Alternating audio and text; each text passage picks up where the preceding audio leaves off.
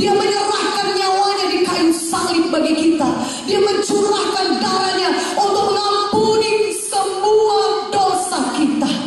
Darah Yesus itulah yang menyucikan kita dari segala dosa.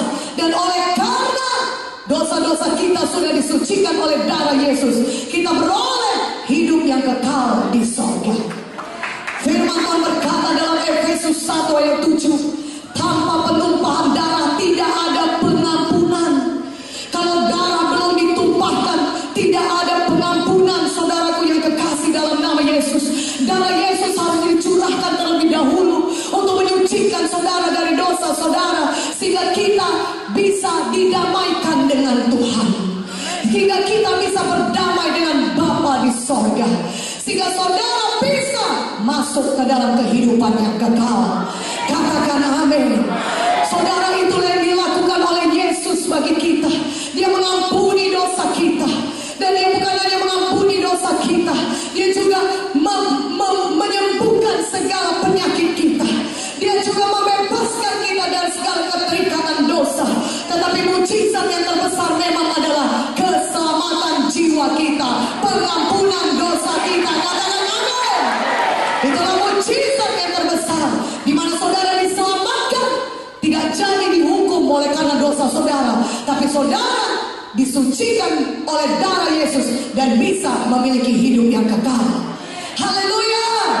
Itu yang disediakan Yesus bagi kita, saudara. Karena itu pada malam hari ini, mari kita semuanya menetapkan hati kita, membuka hati kita untuk menerima Yesus sebagai Tuhan dan Juru Selamat pribadi kita, saudara, sehingga kita menerima hidup yang kekal di sorga. Haleluya. Haleluya. Setan itu jahat.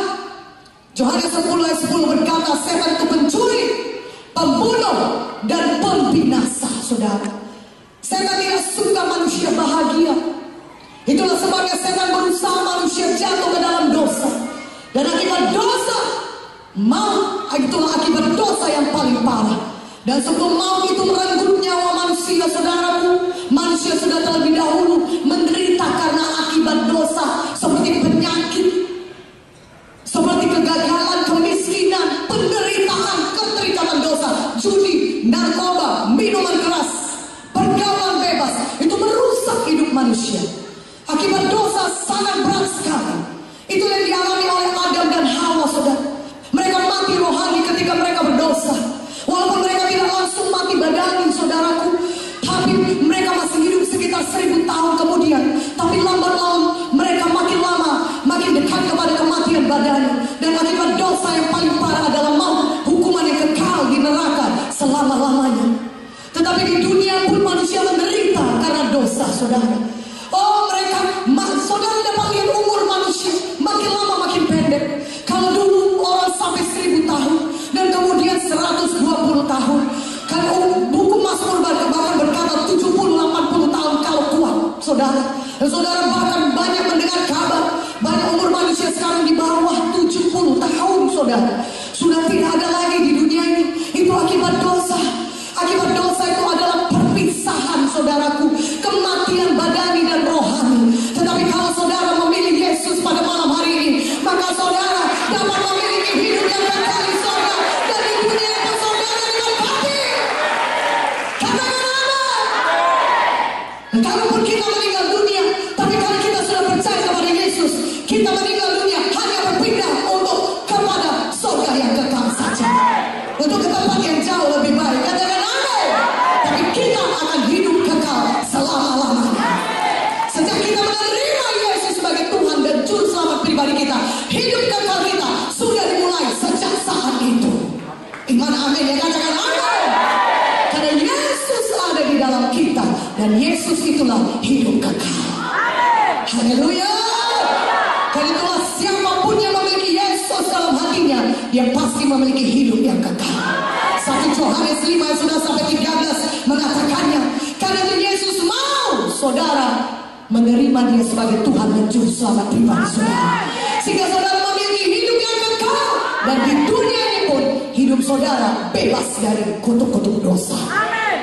Akibat dosa berat, saudara, kutuk-kutuk dosa datang kepada kita.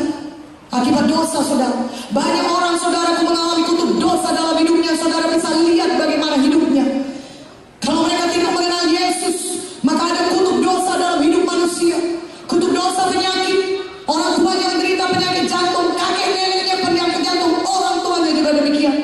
Dan saudara bisa lihat dia juga akan mati karena penyakit jantung. Itulah dia kutuk dosa penyakit. Ada lagi kutuk dosa kemiskinan. Walaupun saudara berkata aku bekerja keras, aku bekerja setiap hari, tapi tetap miskin juga. Saudara berkata aku sudah mengusahakannya, aku sudah mencoba ke sana kemari, tapi tetap miskin juga. Itu kutuk dosa kemiskinan. Dari nenek moyang miskin sampai kepada saudara miskin. Itulah dia kutuk dosa kemiskinan. Kutuk dosa kegagalan, saudaraku. Banyak orang berkata aku bekerja, tetapi tetap gagal. Apapun yang diusahakan dia tetap gagal. Dia ambil pekerjaan itu gagal. Coba lagi pekerjaan lain, gagal juga. Melamar lagi di sana, gagal juga, saudara. Itu kutuk dosa kegagalan. Itulah dia manusia, saudaraku. Kalau mereka belum mengenal Yesus, mereka penuh dosa dan kutuk-kutuk dosa. Tapi firman Tuhan berkata dalam Galatia 3 ayat 13 dan 14, Kristus telah menebus kita dari kutuk hukum Taurat. Kristus Yesus telah menebus kita dari kutuk-kutuk dosa. Di dalam Yesus, saudara bebas dari semua kutuk-kutuk dosa. Berikan kemuliaan bagi nama Tuhan. Haleluya.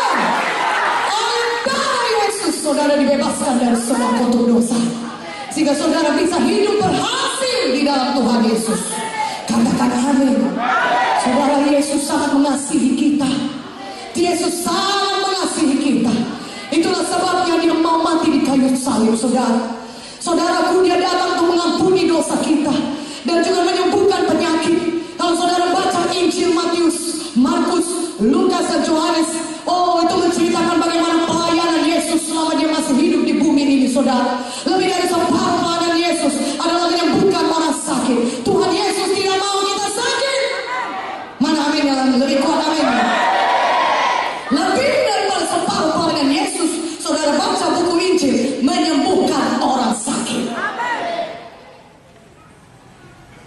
Yang mau sembuh katakan amin yang lebih kuat. Nah, saudaraku yang dikasih dalam nama Yesus, Tuhan Yesus mau saudara bebas dari penyakit. Dan salah satu daripada akibat dosa adalah penyakit. Salah satu daripada kutuk dosa adalah penyakit. Tuhan Yesus mengampuni dosa kita dan menyembuhkan segala penyakit kita. Haleluya. Karena itu saudaraku, kalau saudara kita lihat bagaimana Tuhan Yesus dalam Markus 25 tadi sudah diceritakan oleh Ibu Joy, saudaraku. Markus 5 juga, saudaraku, Tuhan Yesus mengampuni dosa. Tuhan Yesus berkata kepada orang lumpuh itu, hai anakku, dosamu sudah diampuni. Katakan amin. Dan sekarang pergilah, angkat tempat tidurmu, bangun, bangkit, sembuh. Yesus mengampuni dosa kita dan menyembuhkan penyakit